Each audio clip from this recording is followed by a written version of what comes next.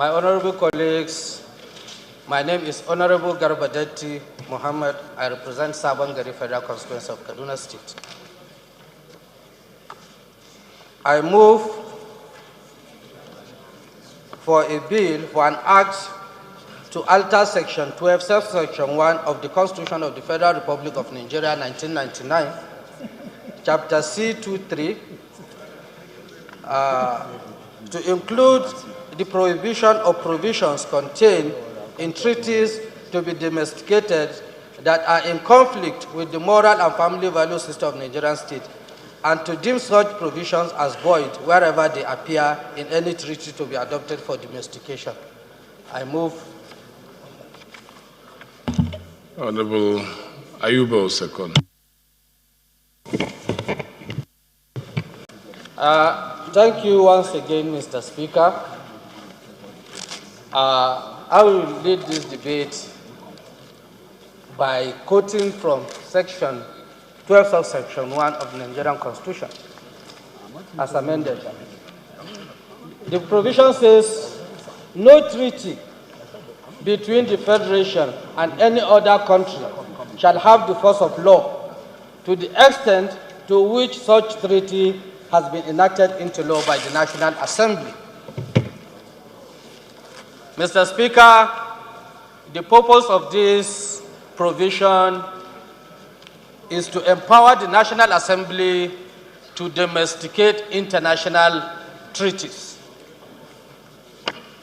But however, Mr. Speaker, we are in an era in which treaties and other instruments contain some morally alien and ambiguous nature. We have treaties such as the Beijing Platform of Action, which has formulated different concepts. For instance, unlimited right of abortion, right to determine one's sexuality, whether you want to be a heterosexual, homosexual, transsexual, and so on and so forth. So this type of ills, Mr. Speaker, are taking hold in international relations. Only recently, Mr. Speaker, just as early as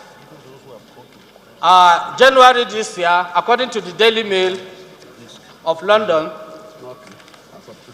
which says forms were officially circulated to 13-year-old children to fill, to select from 25 different options of their sexuality or gender.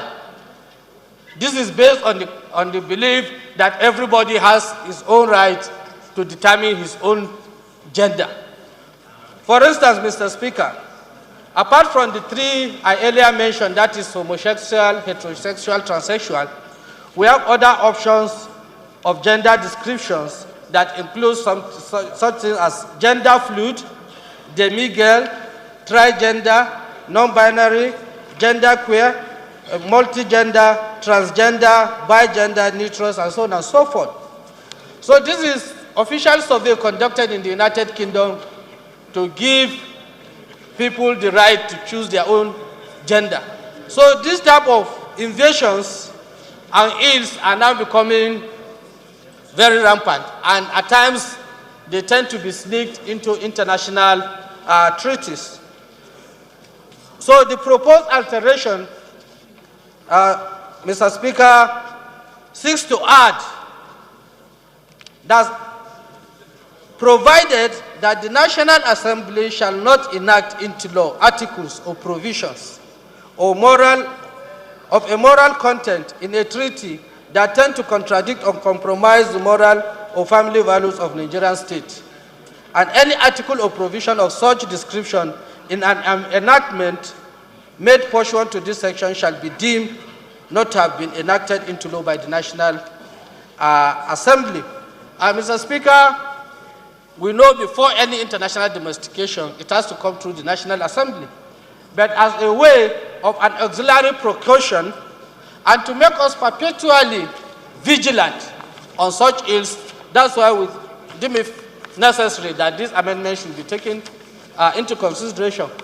The main objective of this amendment, Mr. Speaker, is to isolate the Nigerian state from immoral practices that are fast taking hold on the world and consequently preserve from moral decay. What are the justification of this bill, of this proposed alteration? Mr. Speaker, if you could collect, in this National Assembly, Same-Sex Marriage Prohibition Act was enacted to address such new immoralities. But in the context of this alteration, you'll find out that this provision of Same-Sex Marriage Prohibition Act is very narrow and inadequate in three respects. One, it is restricted to same-sex relations and does not contemplate other immoral possibilities. Two, it does not appear to have contemplated the alien gender scope that we just illustrated. And third, and three, the same-sex prohibition legislation is just a local criminal legislation that, given the decision of Supreme Court in the case of Abacha versus Fine With Me, will just be considered as an inferior legislation when you look at the legal hierarchy of Nigerian legal system. So, with the kind permission of Mr. Speaker, let me just read part of this judgment so that we'll have a better grasp of what we're trying to achieve. Before its enactment into law by the National Assembly, an international treaty has no such force of law as to make its provision justifiable in our courts. Where, however, the treaty is enacted into law by the National Assembly, as was the case with the African Charter, which is incorporated into a municipal, that is domestic law, by the African Charter of Human Rights and People's Rights Ratification Enforcement Act, Cap 10, Laws of the Federation of Nigeria, 1990. It becomes binding to our courts, must give effect to it. All other laws falling within the judicial power of the courts. By Cap 10, the African Charter is now part of the laws of Nigeria, and like all other laws and courts must uphold it. No doubt, Cap 10 is a statute with international flavor. Being so, therefore, I would think that if there is a conflict between it and another status, its provision will prevail over those of other status, for the reason that it is presumed that the legislature does not intend to breach an international obligation. To this extent, I agree with their lordship of the courts below that the Charter possesses a greater vigor and strength than any other domestic status. So this is the situation, because any other legislation or our status here is inferior to any status that has international flavor and has been domesticated. There is an instance in the last amendment, Mr. Speaker, of the Constitution of this country. If you look at section 254C, subsection 2 of the Constitution of the Federal Republic, 10th Alteration Act 2010, which gives the industrial court certain powers in respect of application in any international convention, treaty or protocol in issues of labor and employment. So whether rightly or wrongly, this has been construed to mean that they now have powers on international issues that don't need the domestication of Nigerian parliament. So is such sneaking or is such provisions that we are afraid that they can be sneaked into international treaties.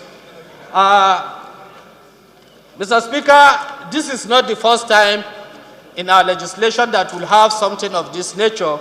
If you look at the repugnance decree doctrine, that is a doctrine that was introduced by colonial masters and is still being retained in our own laws. that any indigenous customary law which is repugnant to natural justice, equity, and good conscience, or against public policy is not to be applied by Nigerian courts. So, with this implication, it has become paramount to include this auxiliary precaution so that we can be perpetually vigilant so that such things cannot sneak into our destiny. And this amendment is in line with our own constitution.